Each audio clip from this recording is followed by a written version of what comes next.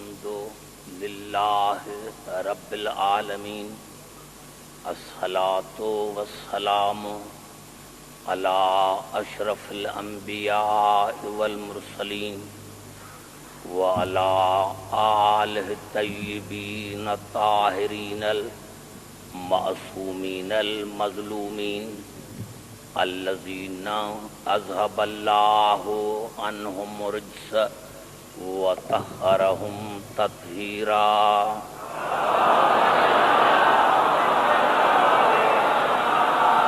اما بعد فقد قال اللہ سبحانہ وتعالی فی محکم کتابہ المبین. بسم اللہ الرحمن الرحیم. وَكَيْفَ تَكْفُرُونَ وَأَنْتُمْ تُتْلَى عَلَيْكُمْ آيَاتُ اللَّهِ وَفِيكُمْ رَسُولُهُ وَمَنْ يَعْتَصِمْ بِاللَّهِ فَقَدْ هُدِيَ إِلَى صِرَاطٍ مُسْتَقِيمٍ. درود پڑھیں محمد رضا.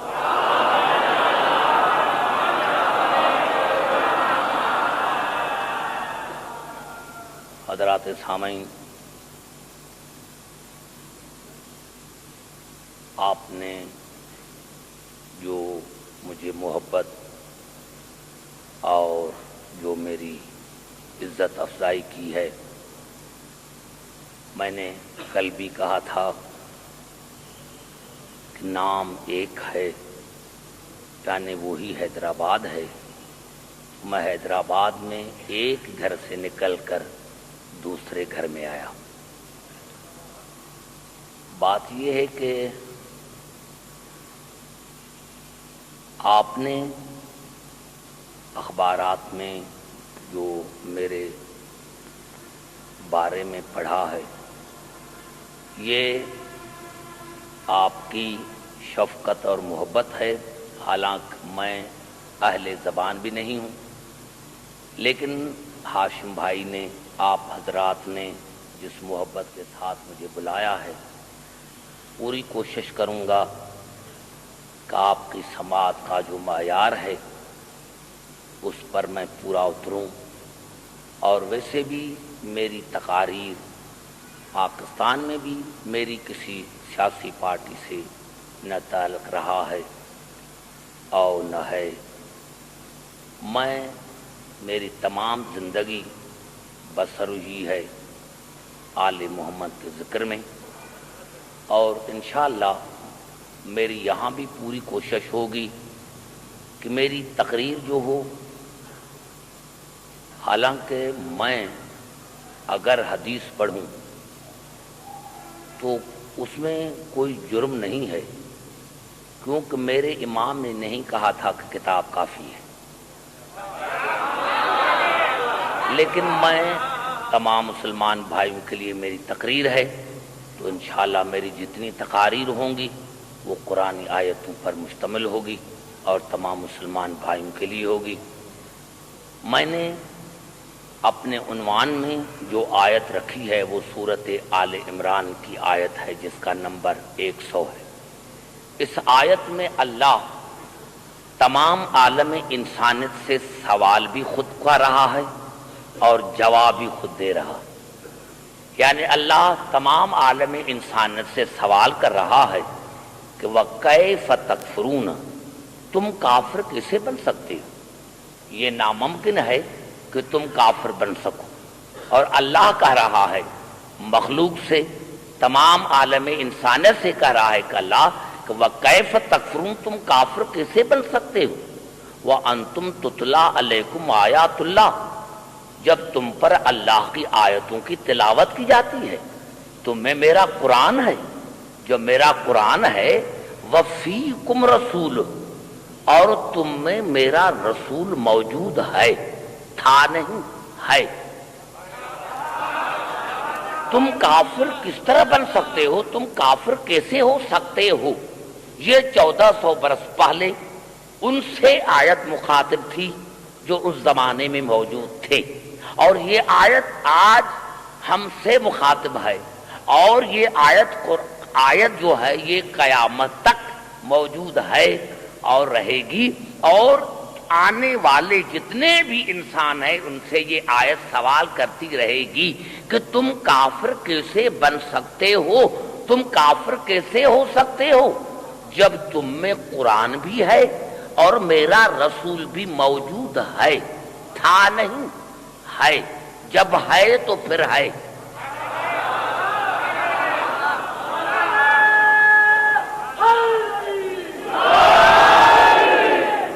تم کافر کیسے بن سکتے ہو جب تم میں قرآن بھی ہے، تم پر اللہ کی آیتوں کی تلاوت کی جاتی ہے اور تم میں میرا رسول موجود ہے، تم میں میرا رسول موجود ہے۔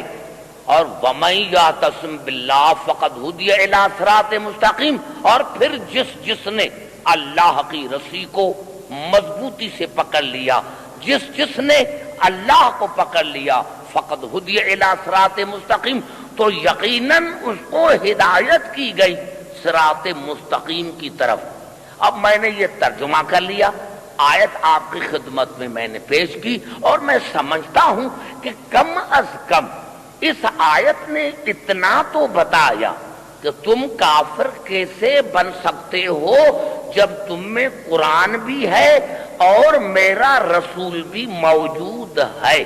پتا چلا قرآن نے اتنا تو بتا دیا کہ جس نے بھی دونوں چیزوں میں سے ایک کو چھوڑا ہے وہاں ہمیشہ کفر کا اندیشہ رہے۔ جس نے بھی، اتنا تو پتا چل گیا کہ جس نے بھی دونوں میں سے ایک کو چھوڑا تو وہاں کفر کا اندیشہ بھی رہے گا اور وہاں گمراہی بھی رہے گی۔ دونوں میں سے پتا چلا، اور آپ نے اندازہ لگایا کہ کتنی مطابقت ہے قرآن میں اور رسول میں، قرآن میں اور رسول میں کتنی مطابقت ہے کہ اللہ نے جو سوال پوچھا تھا، یعنی ہدایت وہاں ہوگی جہاں قرآن ہوگا، رسول ہوگا، صراط مستقیم پر وہی ہوگا جہاں قرآن اور رسول دونوں ہوں گے۔ اور کتنی مطابقت ہے، میں تو کہہ رہا ہوں کہ پہلے رسول کا ذکر ہوتا، بعد میں قرآن کا ذکر ہوتا کہ تم کافر کیسے ہو سکتے ہو جب تم میں رسول بھی موجود ہے اور قرآن بھی موجود ہے۔ لیکن یہاں اللہ نے پہلے قرآن کا ذکر کیا، بعد میں رسول کا ذکر کیا، پہلے قرآن کا بعد میں رسول کا۔ اور کتنی مطابقت ہے رسول میں اور قرآن میں کہ جب رسول نے بھی کہا تو یہی کہا کہ انی تارکن فیکم ثقلین کتاب اللہ و اطرتی اہل بیتی۔ یہ تارکن اس میں فاعل ہے، تارکن اس میں فاعل ہے جو دوام پر دلالت کرتا ہے کہ میں تم میں دو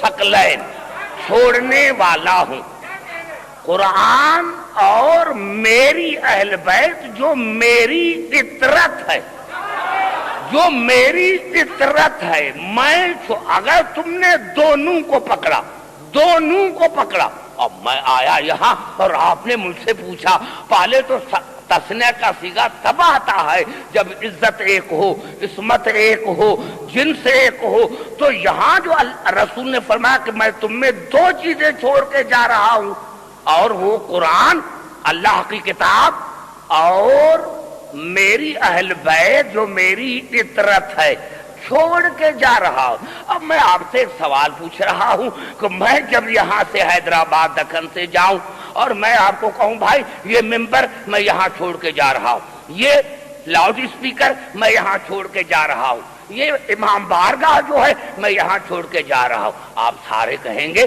بھائی ہاشم بھائی نے تو کہا تھا کہ عبدالحکیم پڑھا لکھا ہے، یہ تو بے وقوف ہے۔ اب عبدالحکیم کہہ رہا ہے کہ میں لاؤڈ اسپیکر چھوڑ کے جا رہا ہوں، بھائی عبدالحکیم کی یہ ملکیت تو نہیں ہے، یہ عبدالحکیم کو تو ملکیت نہیں ہے۔ کیا عبدالحکیم اپنے ساتھ لے کر آیا تھا کیا؟ کہہ رہا ہے کہ میں یہ لاؤڈ اسپیکر بھی یہاں چھوڑ کے جا رہا ہوں اور میں ممبر بھی چھوڑ کے جا رہا ہوں، امام بارگاہ بھی چھوڑ کے جا رہا ہوں، تو کیا عبدالحکیم پاکستان سے لے کر آئے تھے کیا؟ کہیں گے یہ تو بے وقوف ہے۔ لیکن اگر وہی عبدالحکیم اپنی گھڑی اتار کر کسی بزرگ کو دے دے کہ میں یہ چھوڑ کے جا رہا ہوں، تو آپ کہیں گے کتنا اچھا تھا۔ پتا چلا چھوڑی چیز وہ جاتی ہے جو کوئی اپنے ساتھ لے کر آتا۔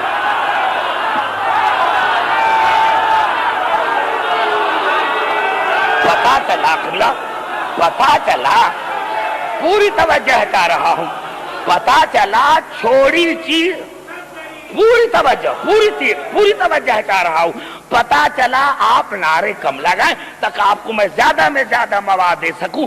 میں نے کہا کہ چھوڑی چیز وہ جاتی ہے جو آدمی اپنے ساتھ لے کر آتا ہے۔ یہیں سے پتا چلا کہ رسول نے انی تارکن فیکم ثقلین کتاب اللہ و عترتی اہل بیتی کہہ کر دنیا کو بتایا تھا کہ جہاں سے میں آیا ہوں وہاں سے قرآن بھی آیا ہے اور وہاں سے اہل بیت بھی آیا ہے۔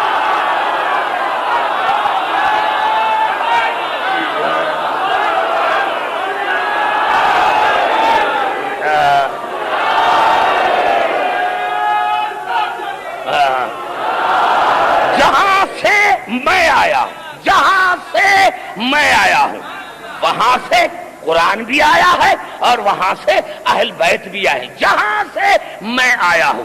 اب قبلہ تمام مسلمان بھائیوں کے لیے اگر آپ جو ہے میرا ساتھ دے لیکن خاموشی میں تاک میں 14 آیتیں پڑھ کر ایک نتیجہ نکالنا چاہتا ہوں کہ ثقلین جب کہا کر تو کم از کم جتنے میرے مسلمان بھائی ہیں ان کو اتنا تو ماننا چاہیے کہ یہ رسول جو ہے قرآن جیسا ہے، کم از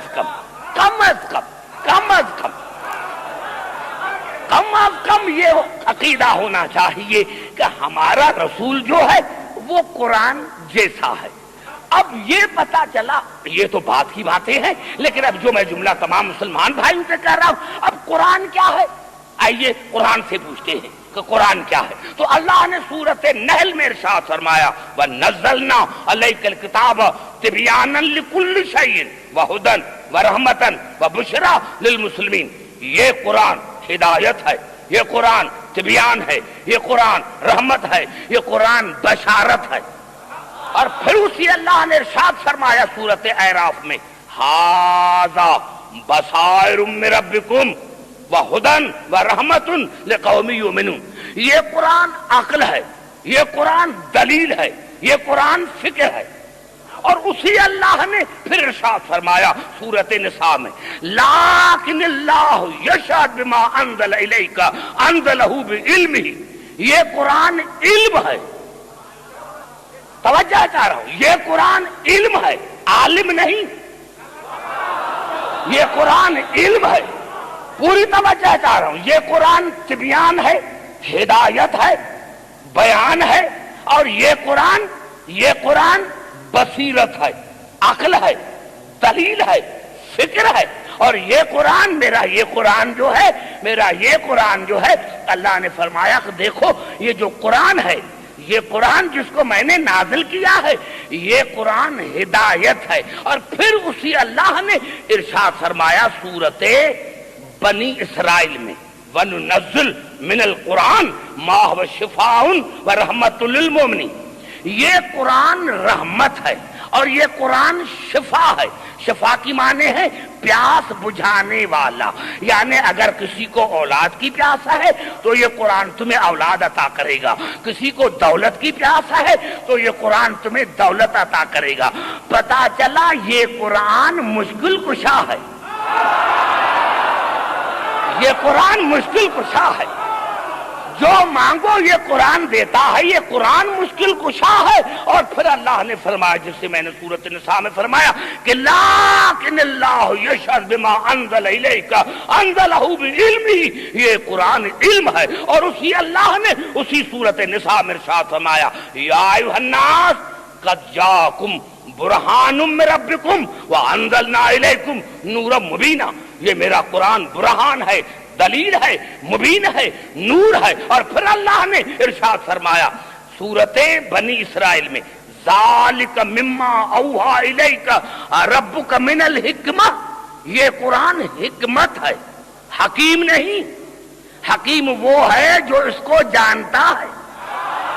یہ قرآن حکمت ہے، یہ قرآن حکمت۔ اور پھر اللہ نے سورۃ فرقان میں ارشاد فرمایا تبارک الذی نزل الفرقان علی عبدہ لیکون للعالمین نذیرا۔ یہ قرآن فرق ہے، فرقان ہے، حق اور باطل کے درمیان فیصلے کرنے والا ہے۔ یہ قرآن پوری توجہ تمام مسلمان بھائیوں کے لیے، یہ قرآن فرقان ہے، حق اور باطل کے درمیان فیصلہ کرنے والا ہے۔ اور پھر ارشاد ہوا اسی اللہ نے قرآن کے لیے ارشاد فرمایا سورۃ طٰہٰ میں طٰہٰ ما انزلنا علیک القرآن لتشقیٰ۔ یہ قرآن طاہر ہے، یہ قرآن تذکرہ ہے، یہ قرآن تذکرہ ہے۔ اور پھر اللہ نے ارشاد فرمایا سورۃ الحجر میں انا نحن نزلنا الذکر وانا لہ لحافظون۔ یہ قرآن ذکر ہے۔ اور اسی سورۃ الحجر میں اللہ نے ارشاد فرمایا وَلَقَدْ آتَيْنَاكَ سَبْعًا مِنَ الْمَثَانِي وَالْقُرْآنَ الْعَظِيمِ۔ یہ میرا قرآن عظیم ہے۔ اور پھر اللہ نے سورۃ الزمر میں ارشاد فرمایا قرآناً عربیاً غیر ذی عوج لعلہم یتقون۔ اگر تم متقی بننا چاہتے ہو تو پھر مان لو کہ یہ میرا قرآن بے عیب ہے، اس قرآن میں کوئی عیب نہیں ہے، اس قرآن میں کوئی عیب نہیں ہے، یہ میرا قرآن بے عیب ہے، یہ میرا قرآن بے عیب ہے۔ اور پھر سورۃ حامیم سجدہ میں ارشاد ہوا لا یاتیہ الباطل من بین یدیہ ولا من خلفہ تنزیل من حکیم حمید۔